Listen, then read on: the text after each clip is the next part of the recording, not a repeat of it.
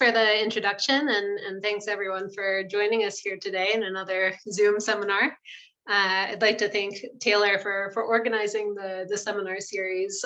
We were just talking about how this idea of scale and multi-scale studies is a really big umbrella. You can get a lot of people interested in these topics. And selfishly, from my own perspective, so I'm an ecologist. I have little to no background or training in geography. But again, from a selfish perspective, I'm really interested to hear some of the perspectives that you all might have coming from different disciplines and backgrounds, thinking about these similar or related questions just from different angles. So I'm going to talk a bit about the evolution of multi-scale studies in wildlife ecology, although I think it's a lot more broadly applicable than just wildlife ecology. So looking at kind of where we've come from, where we're at now, methods-wise, and where I hope to see the field moving in the future. So yeah, given this seminar series, I don't need to spend a whole lot of time kind of defining scale and its importance. I'll just try and set it up a little bit from more of an ecology perspective. So in ecological studies, we think about scale either implicitly or explicitly from the very beginning, designing studies, and that can manifest in different ways. So the decision to measure some kind of response from an individual versus a group. When we set out our field sites to collect survey data, do we do it on 1 by 1 meter plots or larger study areas? And we have to think about this either implicitly or explicitly because we know that the environment is structured across spatial and temporal scales. And the organisms that we're interested in studying, we know, perceive and respond or are influenced by the environment, which is structured at different scales. Again, a lot of the questions that we're interested in ecology think about the distribution of organisms, the abundance, and their fitness. And we know that this is related to different components of the environment, which again are structured in space and time. So those relationships are kind of foundational to how we think about ecological questions. So we see scale coming up even in kind of foundational theories in spatial ecology and other ecological disciplines from allometric scaling laws, hierarchy theory, ecological neighborhoods, which we'll talk about a bit later, and characteristic scales of selection. So we have foundational theories that have to do with scale in ecology that help us to think about these questions in basic to applied research. But we also have to think about scale kind of from a practical perspective. So we know that the different types of responses or the different patterns that we observe can sometimes only be observed at different scales. So depending where you look, you might see something different and it might not be what you were hoping to see. So this is GPS tracking data from a single individual deer over 1 year. And we can see that looking at its space use, its habitat use, patterns are very different depending on what times of year, what places geographically you might have questions about. So you can see during the winter and during the summer, the animal uses a very kind of constrained area versus during the migration period where it has kind of a quick trajectory between these two locations. And if you're interested in habitat use, you might find that this individual has very different habitat requirements, physiological, biological requirements, depending on what time of year that you want to ask those questions. And you could find very different relationships based on whether you're looking at data that's from maybe just the winter or from the whole annual cycle of an individual. So again, different ecological processes might show different patterns at different scales. So depending where you look, you might see something different. And at the same time, like we said, that the deer that we saw before might have different habitat requirements during different times of year. It could be that some environmental components are important or not important at different times of year, or different life stages, or in determining different activities or patterns of that animal. And all these different relationships can differ by species, can differ by age, can differ by so many things. And again, from kind of a practical perspective, to come to a justified scientific inference, to make a well-founded inference, there has to be an alignment between all of these scales. So between the scales of the generating processes, the underlying ecological processes that are shaping the patterns that we see in our focal organisms, those scales have to be aligned with whatever we're measuring when we go to the field and try and observe that response. And it has to align with the kind of analyses that we can do. So even though we've collected the data, we need to analyze it in a way that's meaningful. And if there's any kind of misalignment between the scales of any of these components, the underlying process, how we observe the process, and how we analyze that data, then we could come to generate really incorrect or misleading conclusions because of that misalignment. And we're thinking about that more and more because it turns out we're pretty terrible in ecology at kind of guessing what the scales are and how to measure the right things to make sure that there is this alignment. So we're not very good at either choosing or selecting, identifying where we should conduct these studies to make sure we're measuring the response that we're expecting to. So before I get too much farther, at least in ecology, wildlife ecology, scale can be used to mean many different things. You can use the word scale to mean something about resolution or extent of something. It can refer to, like if you have multi-scale in your response variable or your predictor variables. We see being used for biological organizational scales, environmental scales, behavioral scales, all kinds of scales. And then down here, spatial scales, which are a little more maybe explicit about what they're referring to.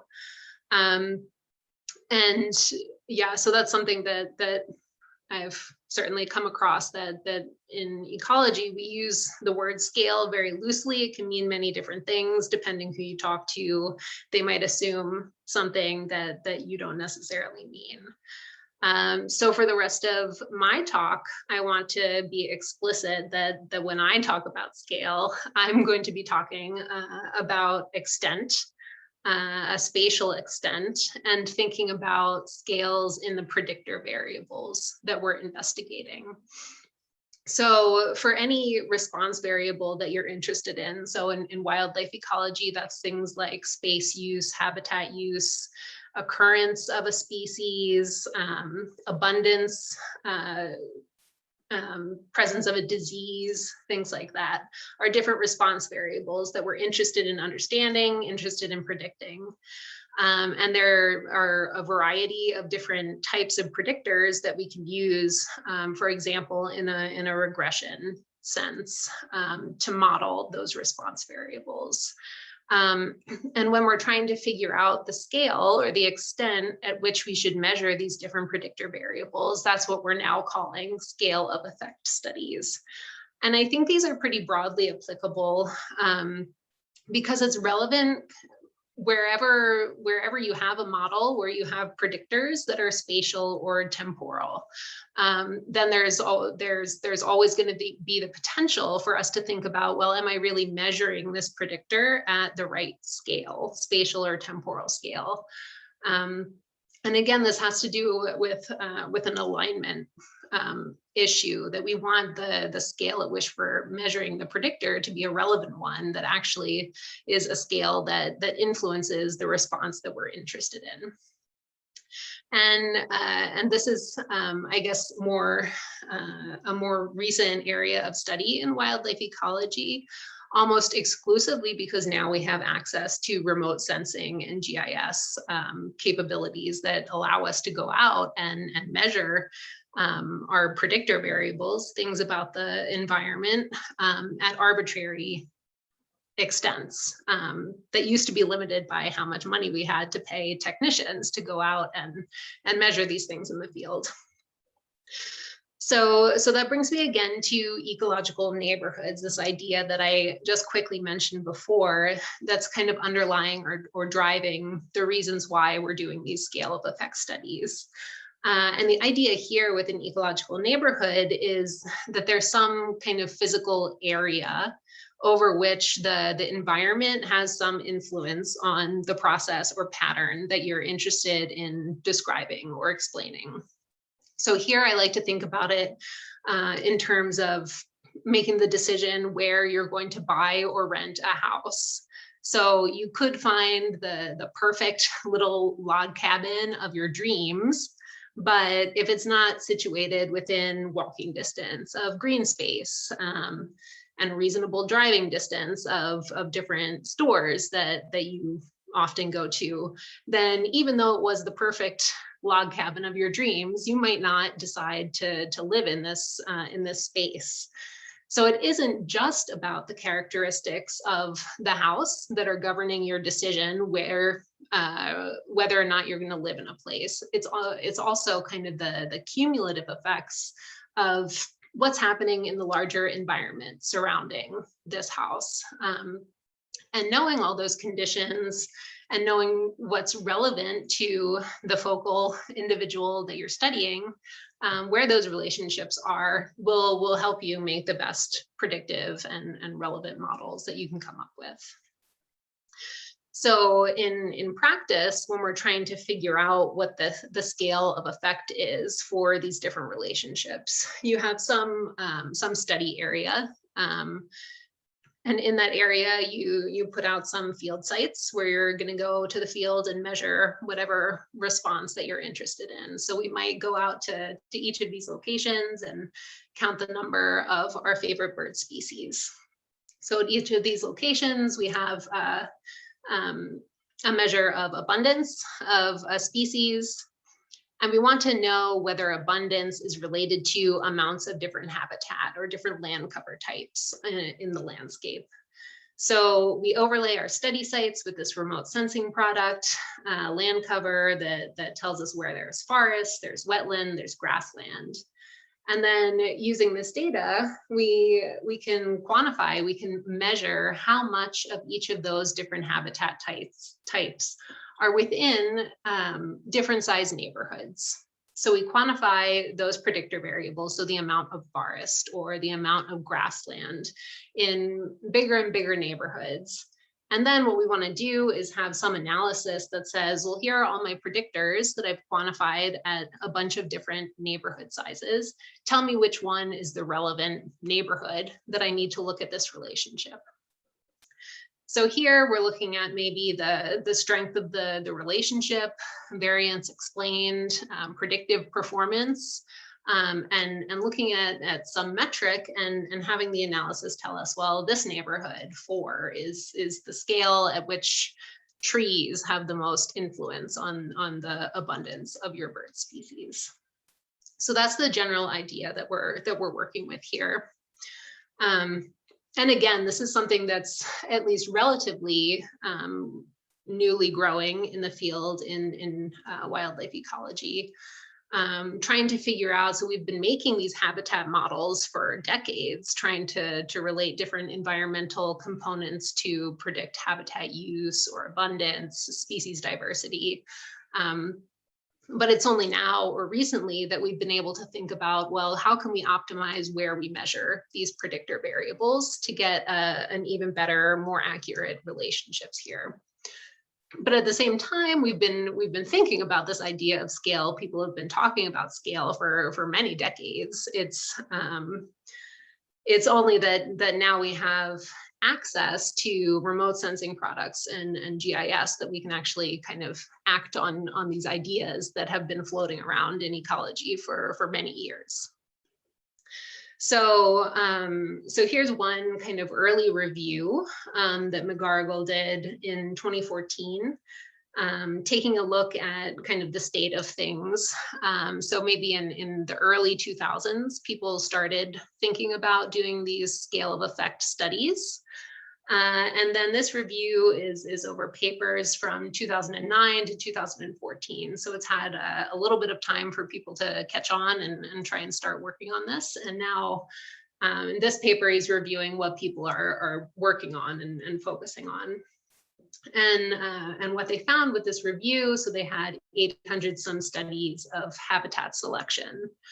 And the majority of those, when they say that they're multi-scale models, it means they're varying the response variable. So it's not what we're interested in here. So they're looking at different biological levels, so individual versus group, instead of these scale of effect studies. It's only maybe about a quarter of habitat use studies that are actually been able to implement some kind of scale of effect optimization in the work that they're doing. So I started working in this area, thinking about scale of effect for my own study systems in about 2015. So just after this review came out. So when I was just starting, I didn't come from a spatial or habitat use background. So I was doing a lot of reading to see what people were working on, how they were solving this, this problem. And something I noticed is that a lot of the methods that people were used, they seemed somehow constrained. They had put in, coded in some analytical constraints to the way that they try and do these optimal scale of effect studies. So at some point, I more formally did a review of kind of the methods that are being used to do scale of effect studies.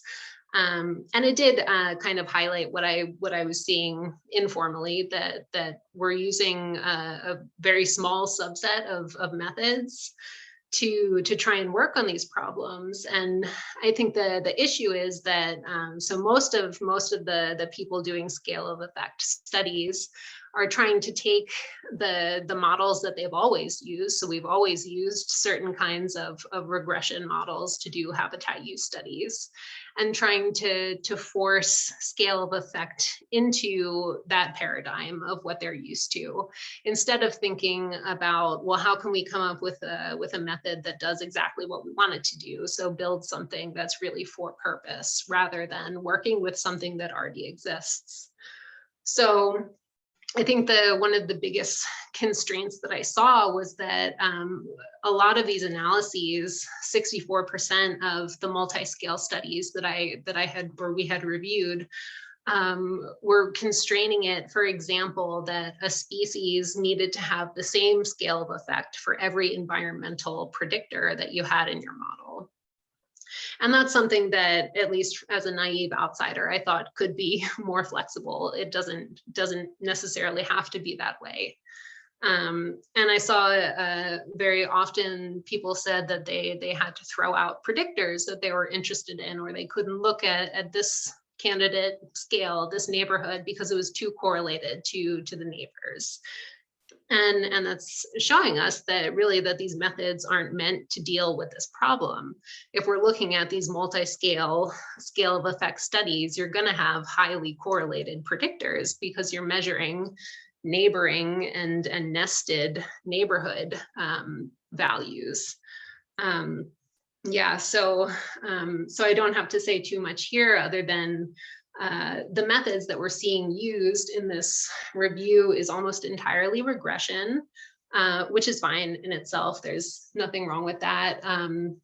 The methods that people are using to actually select or designate a scale of effect is the majority is some kind of information criterion, like AIC, for example, that we're all pretty familiar with. And again, there's also nothing wrong with that. It's just that when people are coding up these studies, they're imposing constraints to deal with things like yeah, these collinear predictors, and well, we don't want to make 1,000 different possible models that look at all the different possible combinations of scales and predictors. It can be a complicated problem, and yeah, and people have used ways to simplify it.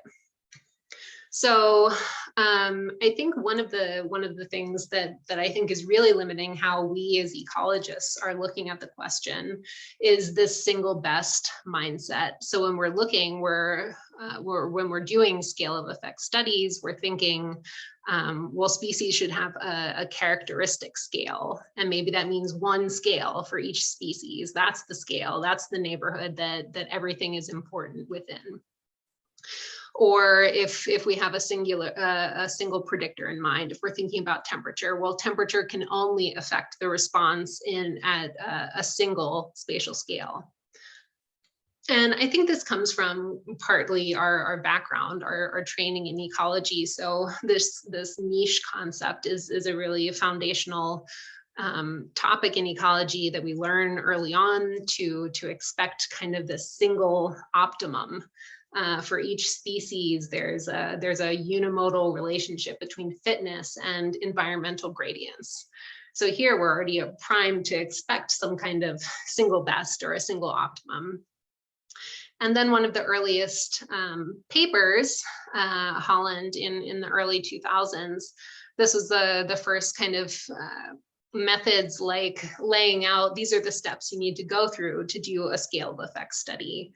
He only looked at one predictor. He did find a univariate relationship here, so picked a single optimal scale to measure this relationship with his response variable. And then I think it was kind of blown out of proportion that, okay, well, we had a single scale. He called it a species characteristic selection scale. So there must be only one scale for each species. And then we encoded these things in the way we do our methods for scale of effect studies. So ways to reduce variation and limit kind of the flexibility in what we look for these studies. But at the end of the day, those are still kind of assumptions. We assume that there's a single optimal scale. We assume that there might be one scale per species, and we really haven't tested it. So here we really wanted to compare it against data and in a systematic way. So we had a large set of species that we collected data on, so abundance data for 80 species. We had 6 different habitat variables, which we were looking at to see what the relationship is between habitat and predicting abundance in those species. And we did our own scale of effect studies for each of these species. And what we found, so this is data for a single species, the lark bunting. What we're looking at is those 6 different habitat variables that we were looking to find the scale of effect for each of those variables. The candidate neighborhood sizes are here on the x-axis, and kind of a strength of evidence for each of those scales is on the y. So wherever there's a peak, a nice peak, that would be an easy way to say that this is the scale of effect to measure that variable. So for a single species here, we could see that, okay, we looked at 6 different predictor variables and we had 6 different scales of effect. So that's certainly not evidence for a single scale of effect per species. And we found that for all species. There wasn't a single species where there was a single scale of effect for all of these predictors. It gets a little more interesting even if you look within some predictors. So here we're looking at information from 6 additional species and scales of effect for those species for a particular habitat type. So for example, the upland sandpiper here, this little guy in the middle, there's almost even evidence or support for two very different scales of effect coming out of a single predictor variable. So the amount of small grain agriculture in the neighborhood looks important at two very distinct scales. So we think that this kind of single best mindset is limiting how we think about scales and multi-scale studies in ecology. And what I would suggest is I think it's because of the methods that have been available and have been widely used in scale of effect studies, that we really need to move into method development that's specific for thinking about the issues that come up in scale of effect studies. So I'm going to kind of quickly go through 5 pretty recent methods that have been developed that in some way or another overcome some of these shortcomings that we've seen from most earlier studies. And none of them do it perfectly, but I think any of them do it better than the constrained ways that we've been working with before. So the first one is the first example of a Bayesian kind of scale selection. So this was for a particular kind of model. So this method here, it can be kind of added or overlaid into many structures of models. So you could run a normal model, normal linear model, binomial, Poisson, whatever kind of regression model that you're interested. This is something that you can incorporate into and on top of that model that you're putting together. And so what it does, so instead of the AIC, for example, this does a kind of reversible jump MC-MC sampling. Which is actually pretty widely used in statistics, for example. People use this method for model selection all the time, just not in ecology. But we could use it here to get around some of these problems. So the problem of collinear variables is easily handled with this technique. You don't need to worry about how correlated these different neighborhood scales are with each other. It also kind of flexibly looks at all possible combinations of scale and predictor. So you don't have to constrain all of the scales to be the same for the species. It's completely flexible in identifying for each different predictor variable in your model. It gets its own scale of effect. It can also highlight multiple important scales. So what we're looking at, we've seen these figures before, but this is a posterior distribution of the estimate of the scale of effect. And depending on what this distribution looks like, it could look unimodal. So here we only have one possible best scale of effect here. Or you can get patterns that are bimodal or multimodal that suggest that there could be two important scales of effect. Yeah, so this is the first.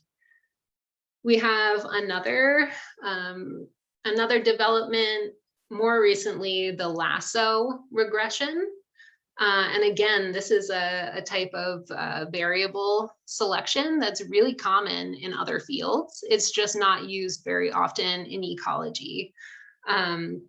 So it was great to kind of give that some airtime and show how this could be used. This is also meant for problems where you have tons of different variables that can all be correlated to each other.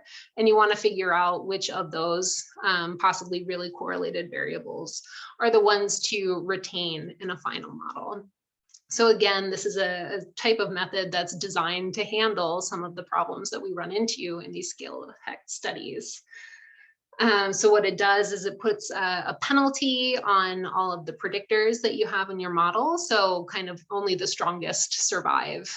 So the penalty term might pull different predictors towards 0, a coefficient of 0. And if it does go to 0, it gets tossed out of the model. It says this isn't important enough. We can delete it and move on. So here we're seeing results from 2 different species of bat, where they had 3 different predictors, habitat predictors. Each of them were measured in 3 different neighborhood scales.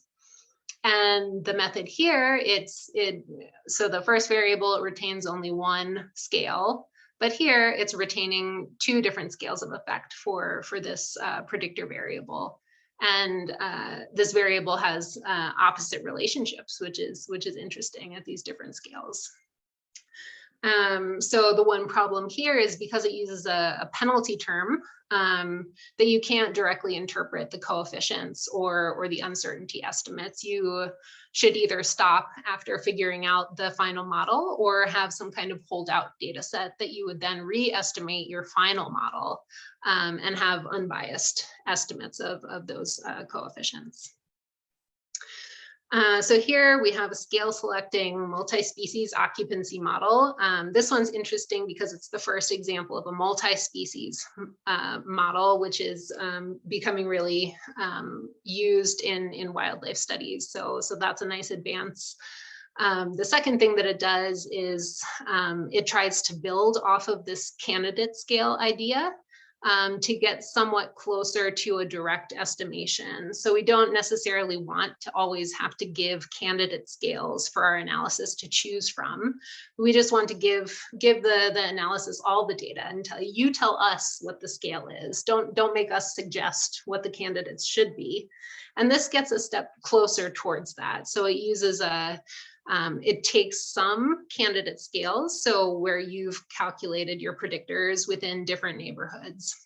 But on top of that, it does an interpolation. So it can kind of guess what the predictor would look like in between your candidate scales, and then ask whether that's actually the scale of effect that you should be measuring at.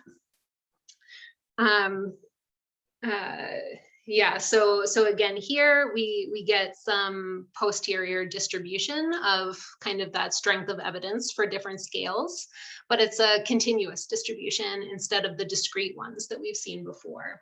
So here it can highlight multiple important spatial scales, but it is a really complex model. And it did have convergence issues, even with kind of simpler forms of it. So I think there's a bit more work to do to figure out when this is the best way to go. So now we have a multi-scale geographically weighted regression, which maybe some of you are familiar because this was from geography literature that was new to me. So you get two benefits, more or less, in this analysis framework that you can account for non-stationarity in your relationships. So the shape of your relationships can change over the extent of your study. So for example, if we're looking at house prices predicted by square feet, that relationship can be very different in Manhattan versus Staten Island. And you want to be able to account for that and you have your model take care of that. So that's kind of a bonus feature. At the same time, it does this multi-scale selection for each of the predictors in your model. You define kind of these different bandwidths, and that's the size of the local models that the analysis will fit. And you suggest different bandwidths, the size of the neighborhood that it's going to model, and then it'll figure out based on that and a kind of distance weighted decay function what a scale would be for the different relationships here. So a big difference between this and the previous methods is this kind of shift to a distance decay function, that your predictor variables decrease in importance in influencing what's happening at the center of your neighborhood, the farther the points are from that measurement. And the blue line here, boxcar, is more like what we've been doing with those circular radius buffers. So the shape is very different and sometimes one makes more sense than the other. One thing to say here is is that the collinearity doesn't matter because you don't have the scales entered at the same time, but you also won't be able to see if there are multiple scales of effect. So the last one here is very similar to the geographically weighted regression that we just saw. I guess I assume that these people maybe also didn't see that from the geography literature, kind of in a way reinventing the same thing. But the advance here is this is a true direct estimation of the scale from this method of analysis. So they had to kind of code up their own custom model, but just like in a regular regression where you ask the model to estimate a coefficient for you, this model is programmed to estimate the scale for you. So it's a lot more complicated, and it takes a lot more computational power to do, but you don't have to give any candidates at all for it to consider. It'll consider everything, and eventually it will figure out what the best scale is for each of your predictors. Yeah, so again, just like before, you can't see necessarily if there are multiple scales of effect. And it does have a very high computational burden, but it's a direct estimation of the scale of effect. So now I just want to finish thinking about what we can use these methods to help us do to advance multi-scale scale of effect studies in wildlife science. So I think until now, we've really been focused on these what questions. So identifying what are the scales of effect for my focal species or in this area that I study. And I think if we start really using these new developments and methods to get a better and more complete idea or picture of scales of effect, that we can start asking different types of questions, how and why questions.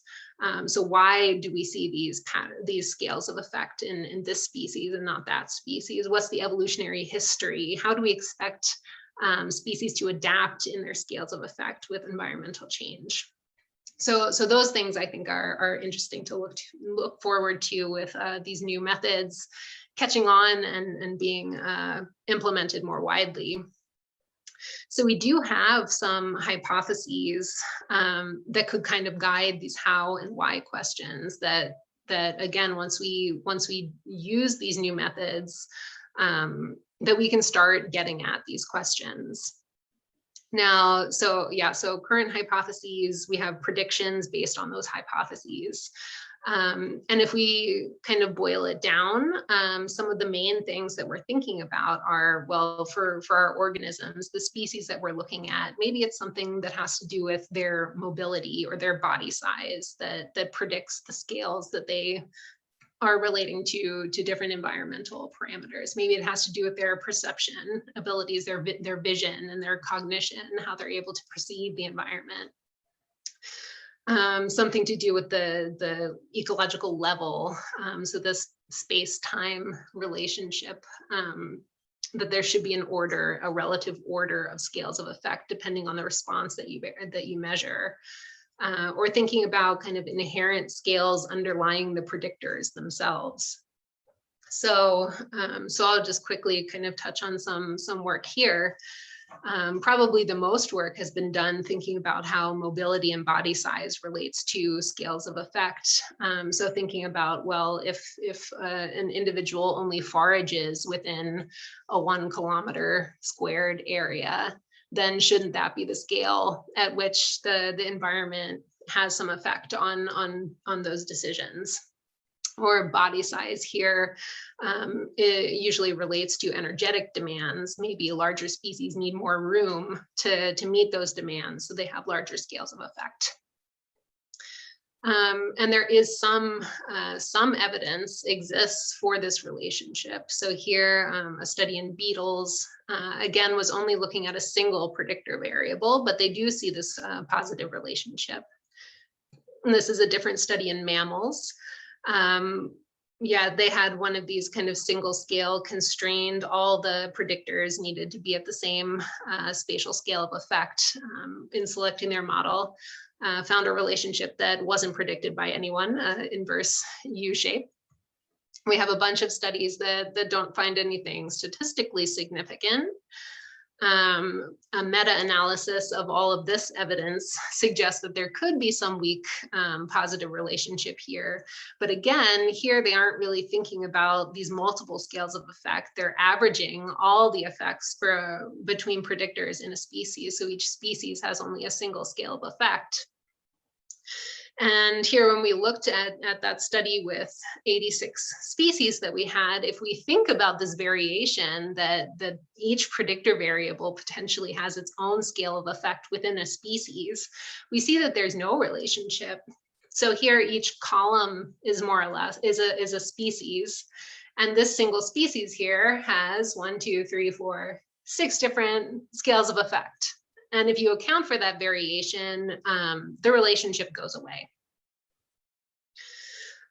So I won't say too much about perceptive ability, mostly because we know little to nothing about the perceptive abilities of different species, and certainly not enough species to do a between species comparison. So here it's more, we're thinking about the fact that we know that different species perceive the world in different ways, and that should probably have some influence on these scales of effect that we're measuring. So here, thinking about the ecological level of response, I think this is trying to tie back a little bit to these STOML diagrams that different processes have these kind of characteristic ranges, that there are some processes that are large scale, large spatial scale, large temporal scale, and there are other processes that are always small spatial scale, small temporal scales, and translating this into ecological responses.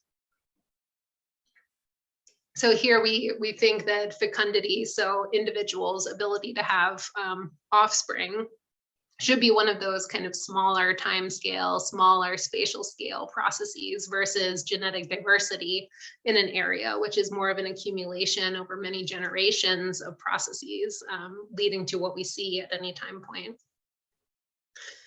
So here, someone also did a literature review in this regard, looking at studies that collected information on these multiple scales of response. So studies that measured some 2 of these different response variables here, and they found kind of maybe one third of the studies, there was no difference in the scale of effect between those different ecological levels of response variables.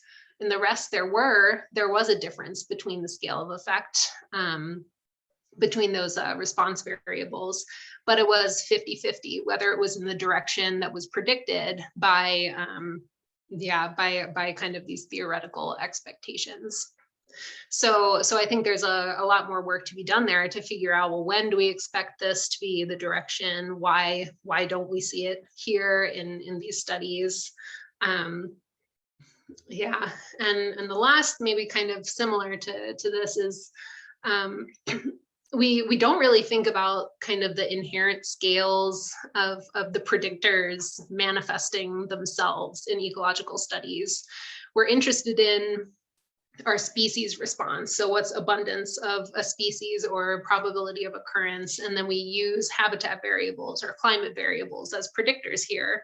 But those climate variables, those habitat variables could themselves have some scale at which it's relevant to measure them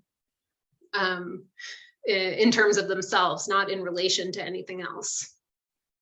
And that's something that maybe we could use to kind of bound the ranges of our candidate scales, for example. So here they suggest that climate fluctuations maybe are kind of manifesting at these spatial scales.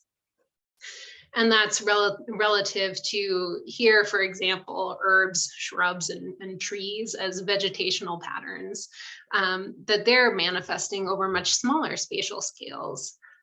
So maybe this is something that we can dig into as kind of a limit on the candidate neighborhoods that we explore, depending on what our predictor variables are. They environmental disturbance, biotic, vegetational, etc. Yeah, so just to wrap up here, I'm thinking once we start kind of employing these new methods we've developed, I think the ultimate goal, at least from my perspective, is to get towards a predictive framework. So far, we've mostly been collecting these what questions. So what is the scale of effect here and there? And to a large degree, and in most cases, we would love to skip this. Like we don't need to just go out and say what is the scale of effect for everything. We want to know why. We want to know why that's the scale of effect. What makes that the scale of effect? What predicts it?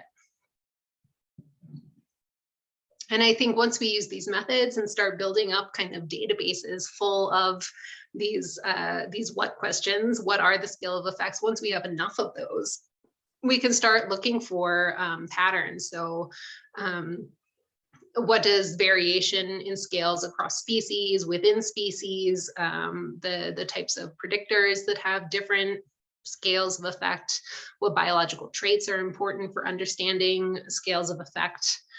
And once we start to understand and explore those patterns, we might come to a place where we have, okay, given this species of interest, Baltimore Oriole, we know it has some kind of cognitive ability. It's this size on average. It's in an agricultural versus not agricultural dominated landscape. It's dense with competitors or not, food limited where it is in its geographic range.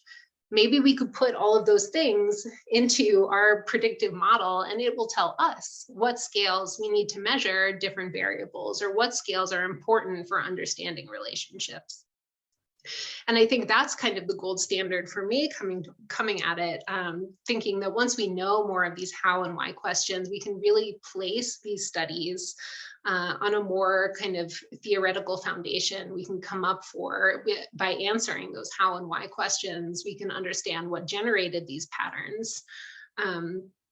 And from an applied perspective, we can be much more efficient and effective in using the limited funding that we have in conservation and management to actually make decisions regarding species and habitat management and spatial reserve design, things that are costly decisions. And well, it would be wonderful if we could make them with a science-based, justified manner.